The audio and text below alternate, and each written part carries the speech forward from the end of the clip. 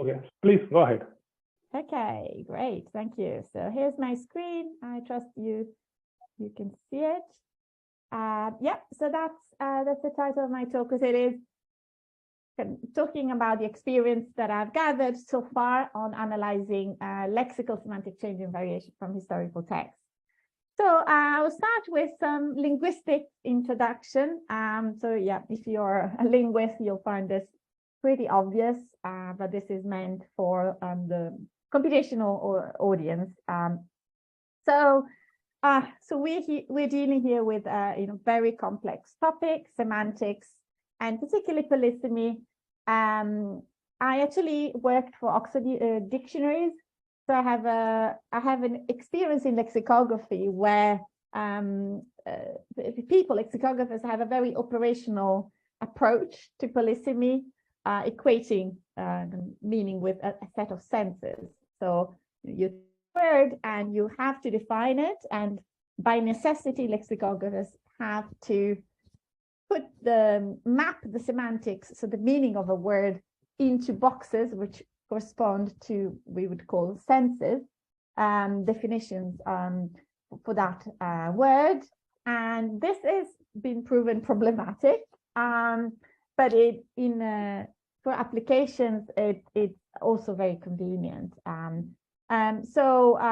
Yes, people have written about the challenges of fitting the semantics of a word, so the whole range of meanings that a word can take, into separate categories. So having a categorical approach to sense definition. Adam Kilgareth is a famous example of a corpus lexicographer, so someone who studied and practiced lexicography using corpus data, who has challenged this approach. He wrote a famous paper called "I Don't Believe in Word Senses," which nicely summarizes this issue. But it is a fact that in many linguistics accounts, meaning has been equated to a set of senses. So words tend to have a range of meanings, not all of them, some don't, there's the monosemous words, but most are polysemous. So think of words like table. It could mean, well, in English you could even have two parts of speech, but even the noun usages have different senses. So how do we tackle this such a complex phenomenon, and how do we do this also accounting for time? Because words meaning changes over time, and that's been the object of historical semantics research for some centuries. So Blank, for example, categorized two main types of meaning change, which I will call lexical semantic change from now on. In what looks like a very clean taxonomy. On one hand, you have the innovative meaning change, that's the emergence of a full-fledged sense of a word. So say you have a word like tablet, and you have a new sense to refer to the electronic device. That it would be an example of innovative meaning change. And reductive meaning change is the case where we lose sense. So, for example, the word bully in early English used to be a positive term to refer to, darling, something like this. I mean, it shifted towards a more negative connotation. This would be an example of reductive meaning change. So looking at this, it seems quite easy and straightforward. It's absolutely not the case. Here you can see some examples of the different aspects of this phenomenon for the word arm. But let me give you some actual corpus examples here. Okay, yeah. So this is these are examples from diachronic corpus of English, so a corpus covering a period. This from the Google Books corpus. It covers the period from 1600 all the way to recent years. You can see examples of the word cell being used in different contexts. I am bound and thrown into a dark cell, or to be fit to burn in a jail, not in a condemned cell. So that's the case of like cell as in a closed space in a jail, in prison. I never would return to my cold prison cell, but life without liberty. But then we have 2006, an example of a usage of cell, referring to cell phone or mobile phone. So it's search the bag for a cell as we headed towards the door. So you can see in concrete terms how a word like cell kind of shifted from kind of biology sense and kind of prison or kind of location sense to the mobile phone sense. That's actually also, there's also geographic variation here, because cell, as in cell phone, is more commonly used in American English than in British English. So how do we start to tackle this phenomenon? So you might have guessed from the examples I've given that we're talking about a phenomenon that isn't a straightforward shift or replacement of meaning. In fact, there's been several categorizations of types of semantic change. People talked about widening or narrowing of meaning. So a classic example is the Latin word caballus, which used to mean a certain type of horse, particularly work horse, as a horse you use for working in the field, as opposed to equus, which was the generic term for horse. So caballus was the so-called vulgar Latin word, which in fact gave rise to Romance languages words. So Spanish, caballo, Italian, cavallo, all just mean horse. So that you have in this transition from Latin to Romance, you have not just also shift in the semantics of the word. So you have a widening because workhorse was a type of horse, and then it shifted to refer to horse in general. And we have the opposite phenomenon called narrowing. The word, for example, like meat, which in English used to be the generic word for food, and it's now used to refer to a particular type of food. This is a case of the semantics becoming more narrow. That's not just the only two types of semantic change type. We also have shifts called pejoration or amelioration. So these are kind of two symmetric processes. In pejoration, we have a shift from positive to a more negative connotation. So take the word silly, which in Middle English used to mean happy, and then it shifted gradually towards weak or insignificant, and then foolish, which is the word, the meaning of silly today. And then on the other hand, we have the opposite happening for the word nice, which actually used to mean silly, and nowadays means kind and friendly. So sometime along the time period from Middle English to contemporary English, we've witnessed this shift. So it's not just the case of narrowing and widening, also changes in so-called polarity of the word, so negative or positive. So what we also have type of metaphoric change, where the shift translates into or is realized via transfer from one domain to another, and typically the direction is from concrete to more abstract. There's actually been quite a rich literature in historical semantics that has looked at shifts towards abstraction and formalization of language.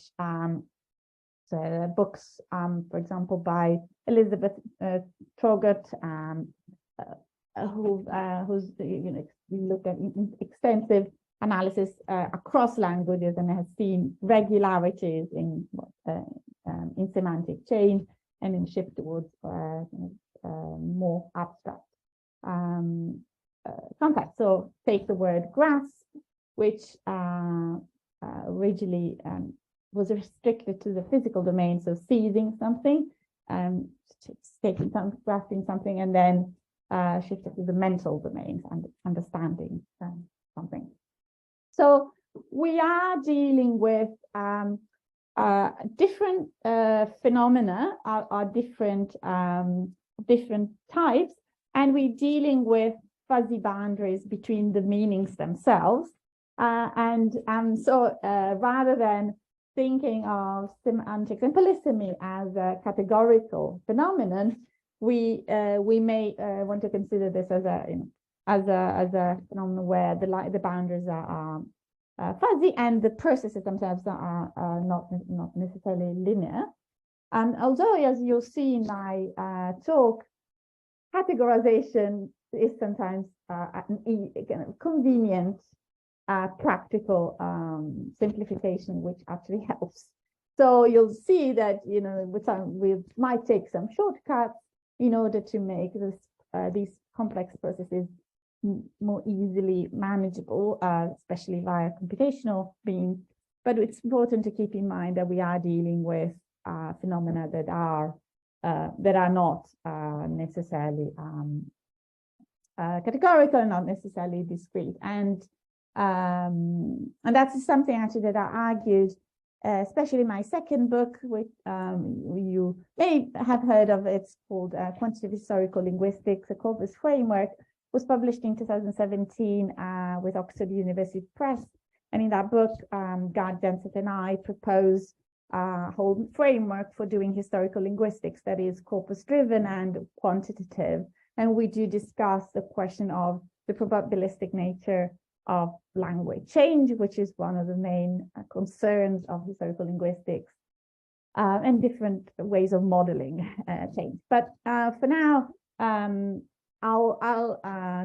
this is the linguistics introduction. So what I'll do now is I'll shift to the computational introduction.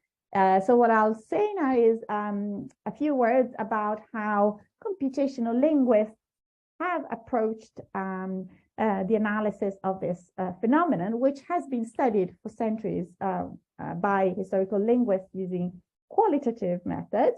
But recently, natural language processing researchers and computational linguists, as I like to call them, have really focused their interest on this very interesting phenomenon. And so I'll give a bit of background to their methodology. So if you're a computational person now, you may find this completely straightforward, but if you're a historical linguist, hopefully this will help you understand the results I'm going to show later on.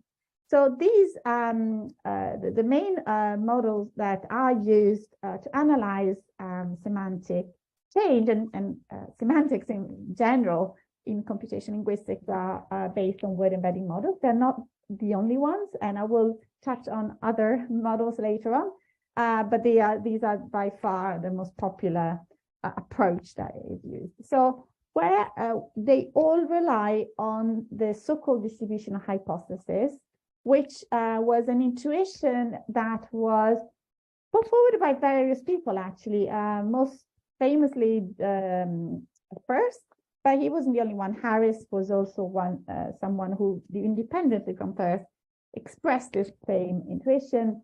And the quote, as it usually talked about, says, "You shall know a word by the company it keeps."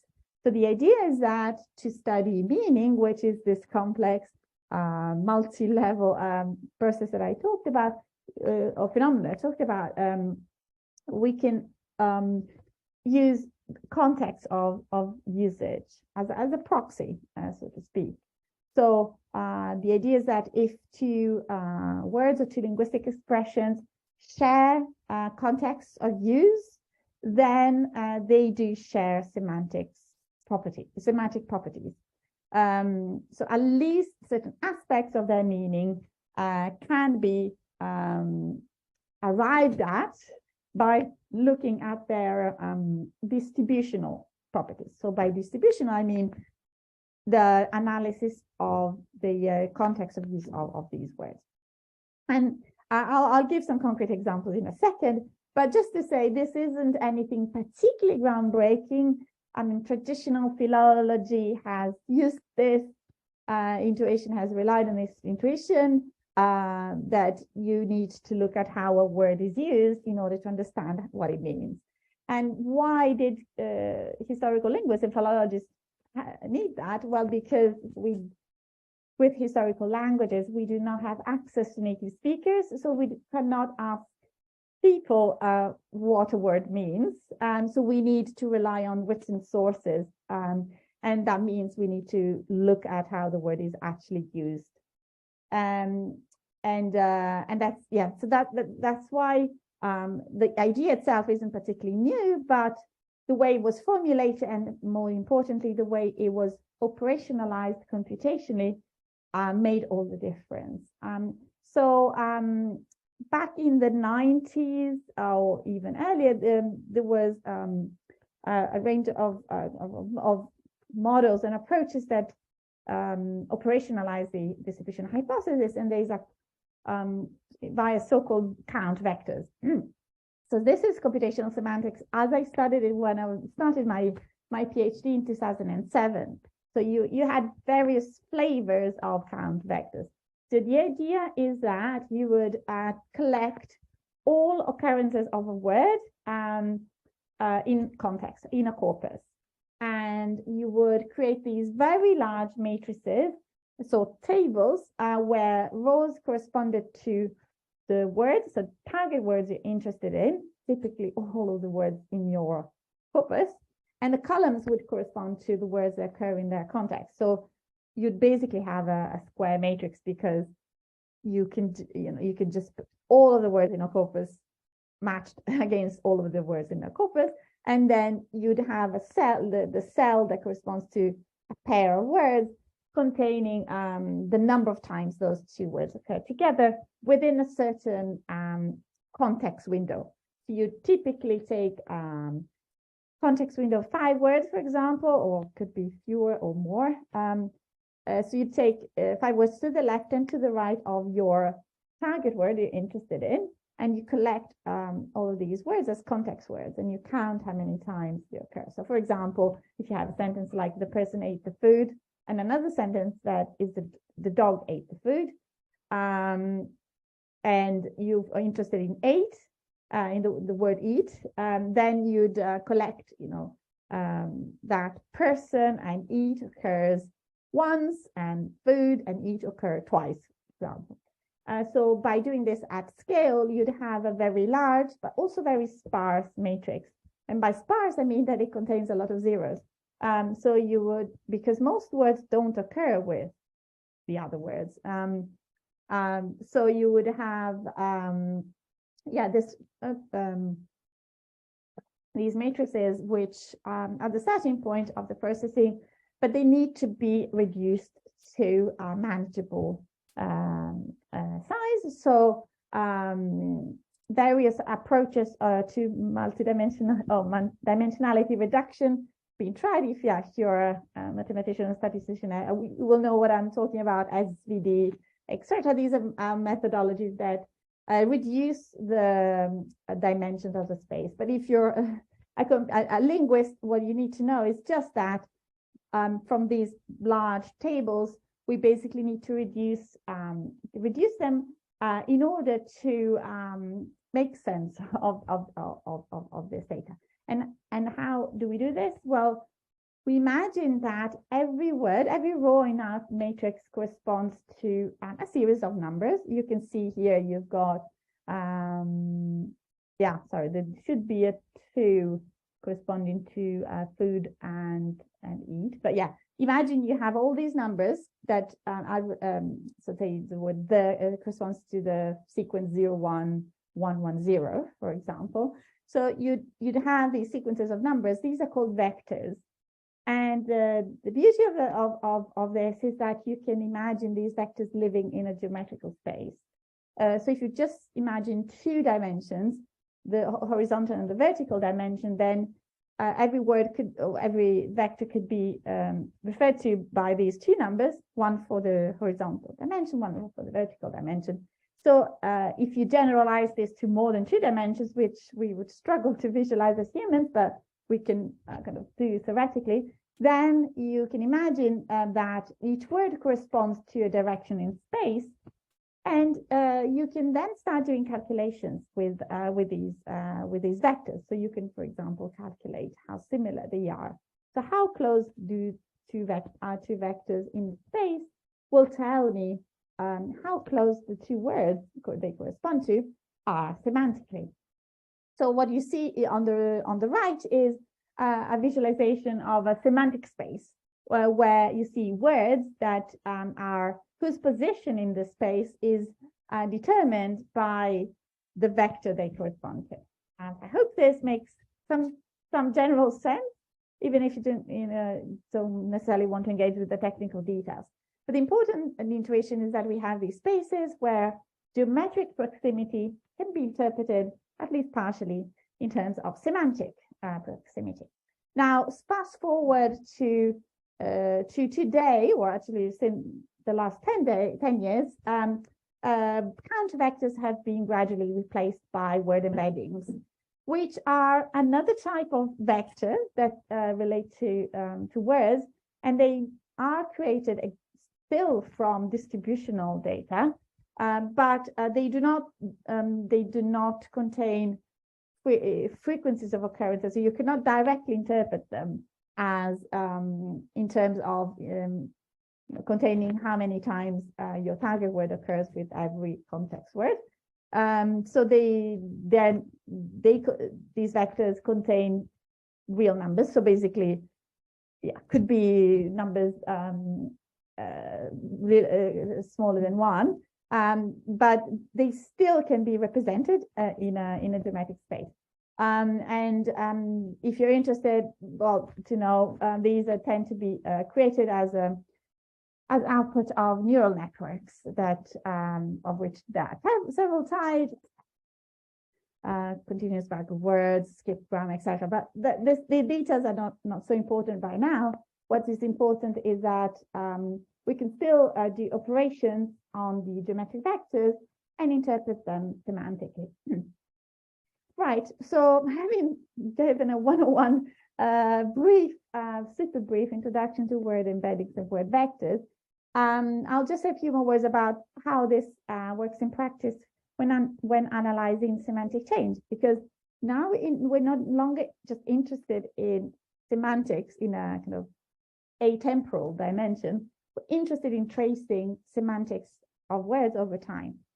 And semantics of words, by the way, is called lexical semantics. That's why.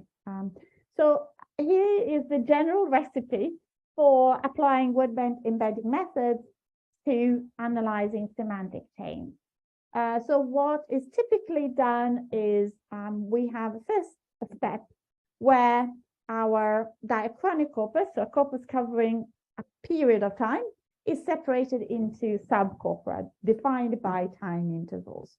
So if you have, say, an ancient Greek corpus, you may split your corpus by centuries, for example. If you have a corpus that covers only 1 century, you may want to split it by decades.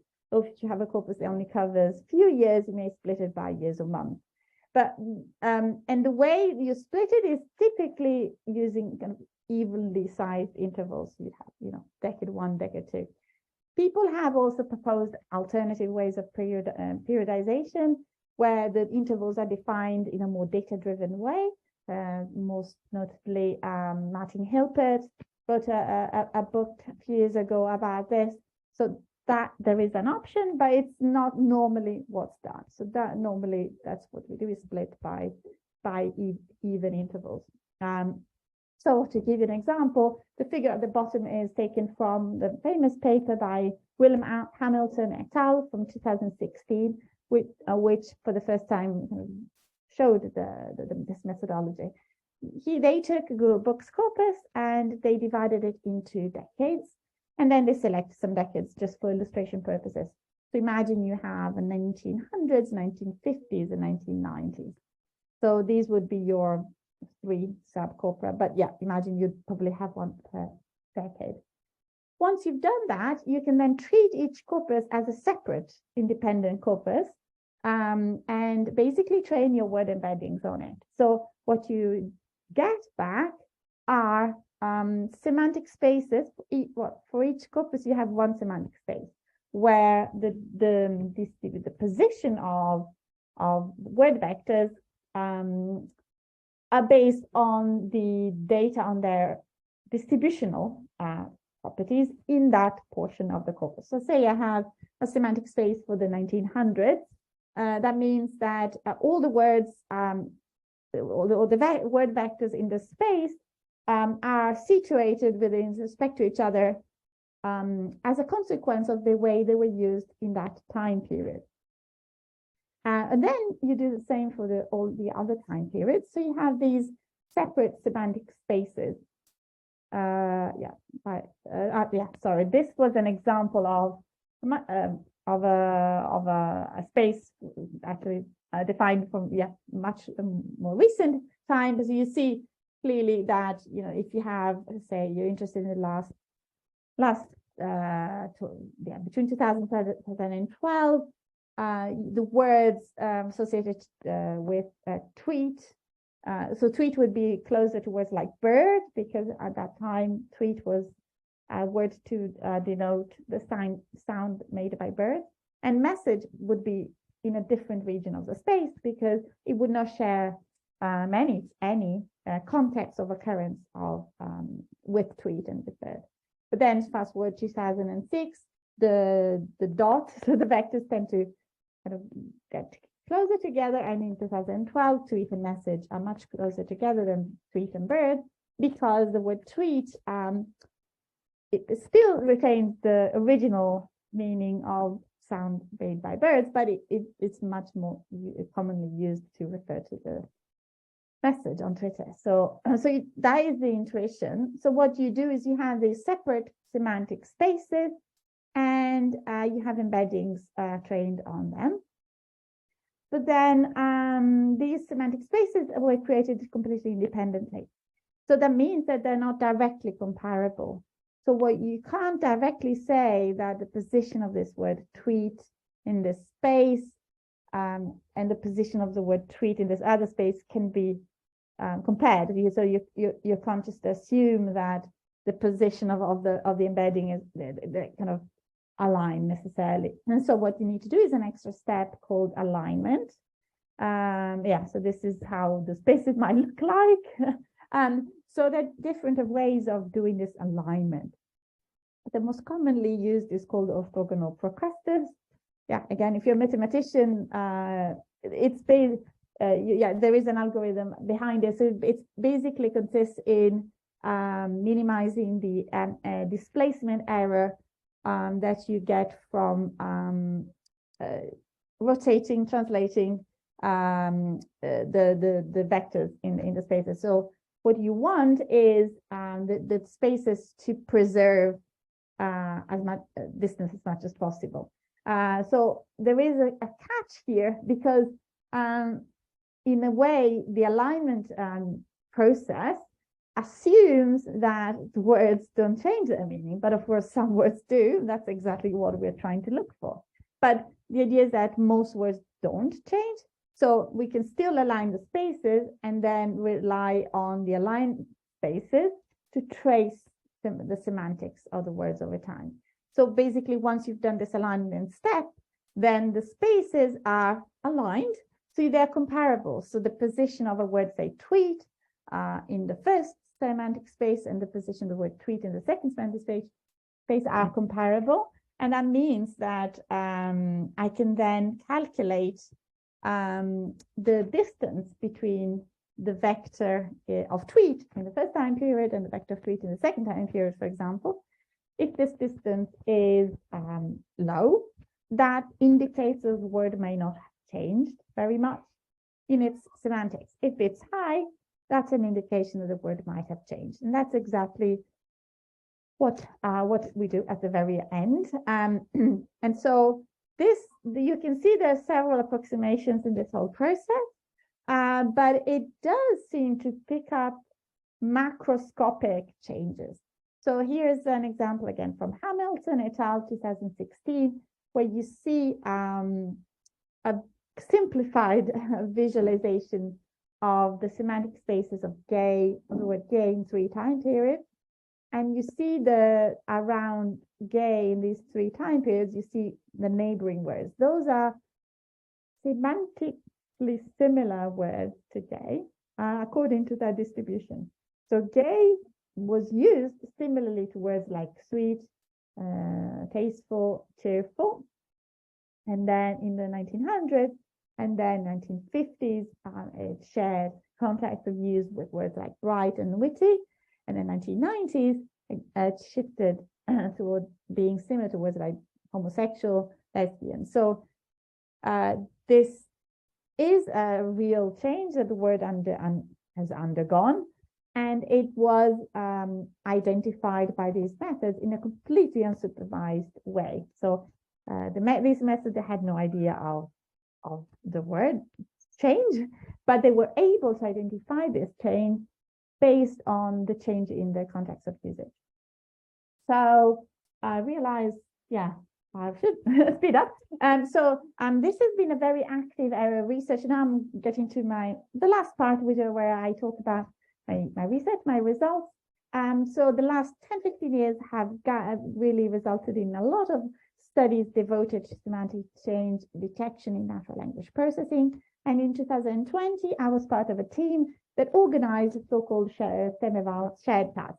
So the idea was that all these different systems that had been proposed for semantic change detection were not directly comparable. So we were not able to say which one was better because they were evaluated in different ways. So we created a so-called gold standard. So basically a series of data sets that would tell us, okay, these are words that changed in this period, from this period to this other period. And that could be then used to evaluate different systems that participate in the competition. So we built these gold standards for 4 languages. I took care of the Latin one.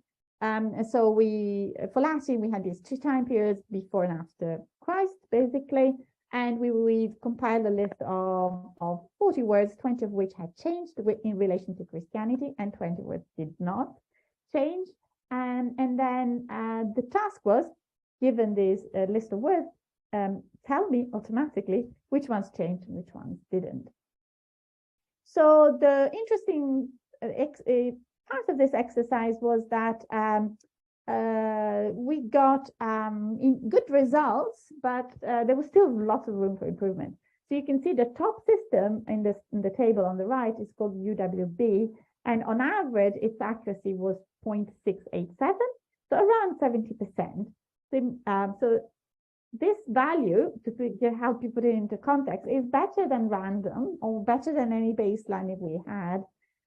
So definitely the system was able to detect some changes better than chance, but it's quite far from 80, 90, 100% accuracy that one might hope for.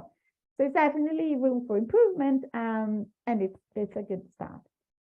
So what I'll say now is I'll present 2 sets of projects that I've been involved in dedicated to historical languages. That's my specialty, even though I've worked also on contemporary data. First example is on ancient Greek. And these are the 3 papers that have resulted from this project. It was a project that was initially funded by the Alan Turing Institute, where I had a research fellowship while I was in Cambridge for 4 years. And it was a truly interdisciplinary collaboration with statisticians, NLP researchers, and classicists. So first step, we had to build a corpus. there wasn't one that was freely available and was diachronic and large enough for us to use. So we built it and we called it this dialogue with this ancient Greek corpus. So we published a data paper describing it. So it's about 10 million words. It covers Homer, so 8th century before Christ to 5th century after Christ. So it's a very long time span. And the first intuition that our classicists in the team had, which is pretty obvious in hindsight, but actually new in the context of NLP studies, was that before studying any semantic change, you had to look into genre variation. So just a few words about what we mean by this. In historical linguistics, we talk about change to refer to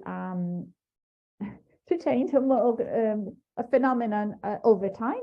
And we talk about variation when we're looking at variation across other dimensions. So for example, we may look at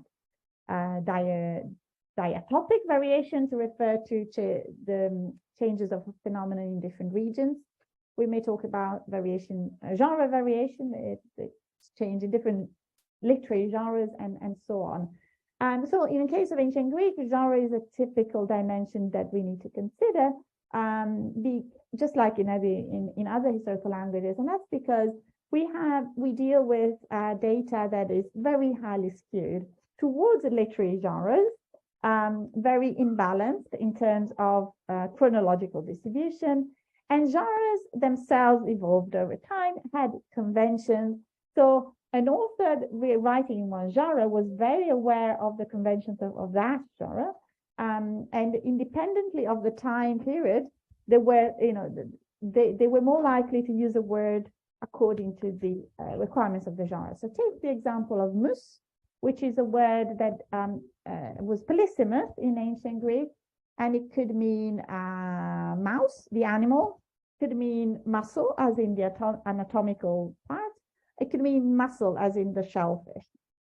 And if you look at the distribution of these senses over time and in different genres, you see that, as expected, medical treatises will have the anatomical sense more frequently than others, and that's independently of time.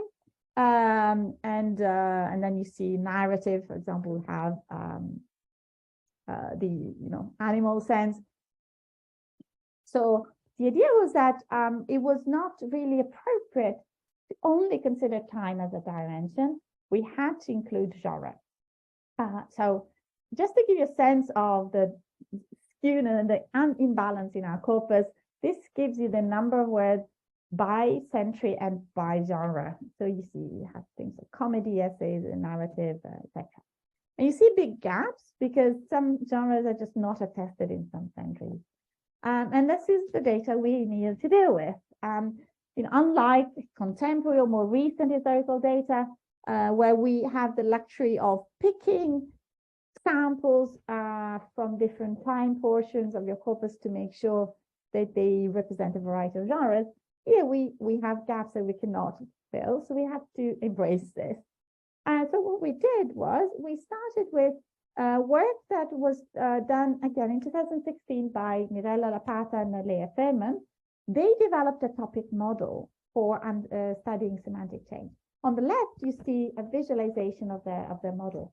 So unlike with embedding models, here the output of the model is the result of a Bayesian learning algorithm, where, well, in a typical topic model, you'd basically create a distribution of topics in your text, and each topic is defined as a distribution of the words.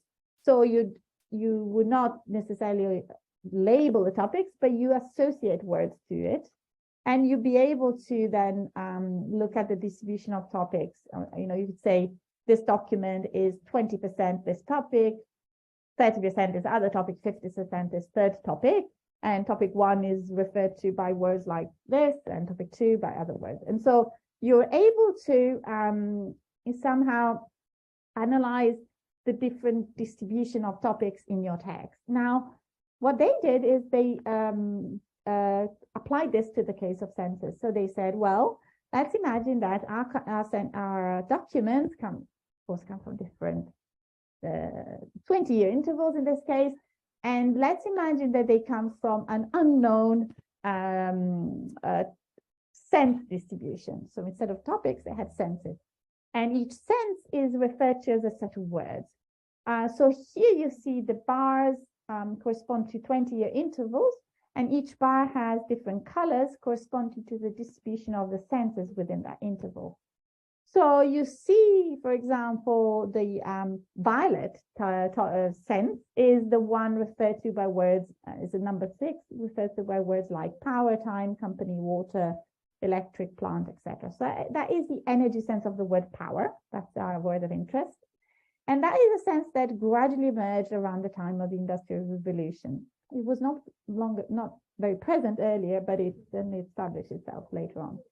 So this was it, their intuition. So I said these are different from embedding models because they use these Bayesian learning algorithms, but the algorithm still relies on distribution information. So that's the main thing. So these distributions are based on co-occurrence of words. What we did was we changed the algorithm and introduced another layer. The algorithm not only had to predict or model the distribution of senses over time, but they had to do that for each genre. And that was the way we incorporated this intuition that semantic variation and semantic change have to be accounted together, particularly in the case of ancient Greek, if they cannot be decoupled. We need to be able to not only say what a word meant at which point in time, but also in which genre. And so I'll just guide you through an example before wrapping up. So this is the case of the word paradisos, which changed from the meaning garden to the meaning paradise. What you can see here is the output of our model in 2 macro genres. We just called it religious and non-religious, and different bars correspond to the senses. You see actually only 3 out of 4 senses are actually visible. And what you see is that the biblical meaning of Garden of Eden or paradise comes around the 3rd century before Christ in religious texts. And that corresponds to the beginning of the translation of the Bible in Greek. And then it prevails for the Christian era. In non-religious texts, you see that between the 1st century before Christ and 2nd century after Christ, paradisos is attested a number of times in works of historians, geographers, so that's reflected in the data, and then it's very rarely attested in our corpus, and in fact, almost half of its occurrences in non-religious texts refer to the biblical Garden of Eden. So it's actually the case that the word sense kind of establishes itself in non-religious texts as well. So just quickly to say that we compared a model, which is called GAFT, genre-aware semantic change, with other kind of embedding models, and found that it does seem to outperform them. And then very briefly, we applied in another project that resulted in this couple of publications here, embedding models to Latin. So what we did in this case, we looked at words that have to deal with in geographical political institutions. And we defined time periods as 3 time periods. So up to, around year 0, then 450, and then 450 to 900. It's a very unbalanced corpus. And you can see, I'll just skip ahead because I'm running out a bit of time, but what you can see is that if you look at a word like civitas, which means, it meant citizenship, and then it shifted to mean city, as in Romance languages, città, cité, etc. You look at the neighbors, so the semantic neighbors in 3 time periods, and you do see this shift. You see words related to kind of legal entities on the 1st time period, and then gradually increasing, geographic terms. So this is, this was the example from Latin. And just to finish, learned a lot of things. I learned that dealing with in historical text, it requires to look at semantic variation and change together. and that this is part of introducing knowledge-rich accounts of contextual features. So it's no longer necessarily enough to just look at raw context of or co-occurrence distribution, but also features, for example, like genre. And there's, of course, lots more to do to reach the point where historical linguists can trust they're going to actively engage with this type of research, because we're still presenting quite rough results, but they are nevertheless very promising, because they can achieve very good performance in completely unsupervised context. I'll finish here, and I'm looking forward to questions. Well, thank you very much, Barbara. It was a very nice talk. Yeah, time for questions. You can raise your hand or unmute yourself, whatever you prefer.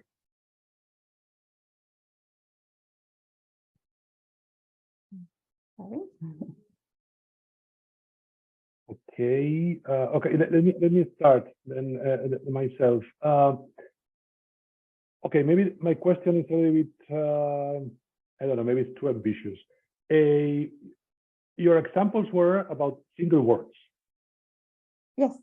So moose, kivitas, this kind of words. Would it be possible to track changes of the entire language?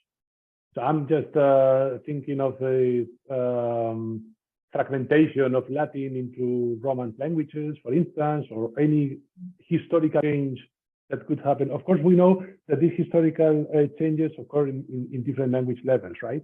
I mean, syntax, vocabulary, not only semantics. But do you think it would be possible to address this? Yeah, I think that is the frontier. So I'm aware of some people have tried doing this type of analysis multilingually. So Marianne Reboul from Lyon, I think, has looked at aligning semantic spaces between Latin and ancient Greek, I believe. So there is some initial research on this, and on kind of intersecting this line with phylogenetic research, because normally in phylogenetic research you use list of words, cognate words, but this is a much more sophisticated approach in a way, because we know the words are polysemous, so you ideally want to take that into account. So yeah, so the quick answer is definitely something to pursue. I'm not aware of anyone who's done this at a level that is ready for actual visible results. But yeah, I mean, even you can look at even the same language but macroscopically to its rate of change. People have done that as well. Perttu Navalainen, for example, looked at that for English, but mainly syntactic change. So you imagine transferring this to semantic change. It would be fascinating, and something it is that is in my to-do list at some point in the next 10 years. Okay. But yeah. Good. Good. Well, I mean, I have more questions if nobody asks. Just a technical detail which I could understand. When you say that you calculate the distance, like for instance, cosine similarity between words, I mean, is the distance between the two corpora or between two words, or? Oh yes, I may not have kind of said this very clearly. So what is normally done is it's the cosine distance between the embedding of a word in a time period and the embedding of the same word in the next time. I see. So you have distance between tweet 2000 and tweet 2010, for example. And then you do that for each word, and you could either have two time periods and just look at the distance between the two for each word, or you'd have a time series, and then you could do change point detection to identify the point at which the distance between the embedding of a word and the embedding of a word at the next time period drops significantly. But, but in that case, the embeddings depend on the, let's say, on the subcorpus, because of course the zeros and the ones depend on the counts and also depend on the context. So if you change the corpus, you are changing this. So maybe you're, let's say, I mean, you can have like false positives in the sense that you detect that a word is changing because the context is changing, but this is not because it's just because your corpus is not representative or because it's very short or. Yes, absolutely. This is the risk. So what these models detect is change in context of usage, which sometimes can be interpreted in terms of change in semantics, but that is completely down to the design of the corpus. This was one of the lessons learned, the top one, but I skipped through them very quickly. Okay. But yes, results depend heavily on corpus design. So if your corpus is not representative, what you find is just a reflection of context of usage in the different subcorpora. Yes, this is why it's so important to pick large corpora as representative as possible, even though the notion of representativeness is a challenging one, particularly for historical languages. And then also you could argue, well, it is a theoretical concern, like what is semantic change if not changing context of use? Is there more? Well, you could argue, well, it depends on which context you're gathering. Yeah, I mean, this can, because for instance, in one paper that we are about to publish, we are analyzing American cultural regions from using Twitter data. And then here it's everything automatic detection, also automatic analysis. And of course here you can see that there is, so there are some words or there are, let's say, people who use variants, like entire topic variations, for instance, African American English in the South and not in the rest and so on. But there are some other words that are more frequent just because people like to talk more about this. I mean, if you look at cities, people prefer to talk about traffic. If you go to rural areas, they don't talk about traffic. Yeah. And so also in historical corpora, maybe there could be these issues, right? That, yes. So you could have topic changes affecting the results. Yes. I mean, yeah. So the fact that people talk more about certain, so the frequency of a word is higher in certain times or genres than in others, that should not play a big role. But if the word is used in different contexts, that's definitely playing a role. We actually measured the effect of frequency change with respect to semantic change, and we found some effect, but not a big one.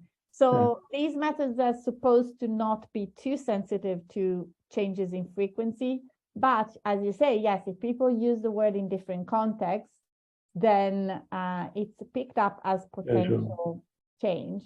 We did a study on Twitter, and we found changes in words that were a result of like Twitter introducing a new, or that being a new platform. So favorite changed because the word favorited was used in to mean I favorited this YouTube video. So you could argue that that's not really a semantic change as linguists conceive it. Yes.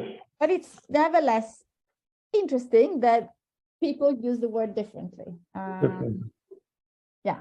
Yeah, it will be more a cultural change than a semantic change. Yes. Yes.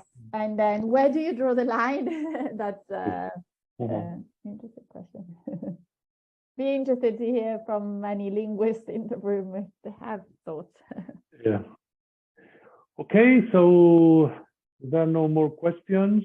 So thank you, Barbara. Sorry, these online events are a bit cold. We cannot invite you for a coffee and cookies. Yeah, but, no, thank you. No, thank you anyway. I mean, yeah, traveling a bit, so I wouldn't have been able to come, but it's been nice to make a connection, and I've been looking forward to reading your paper when it's out. Okay, so I will send you this, and we keep in contact. Yeah. Okay. Yeah, and you can reach me. Yeah, you can Google me and you'll find my email address for anyone in the audience who wants to Okay. contact me. Yeah, yeah, sure, we will. Okay. Thank you very much, Barbara. Have a good lunch and rest of your day. Okay, you too. Bye bye.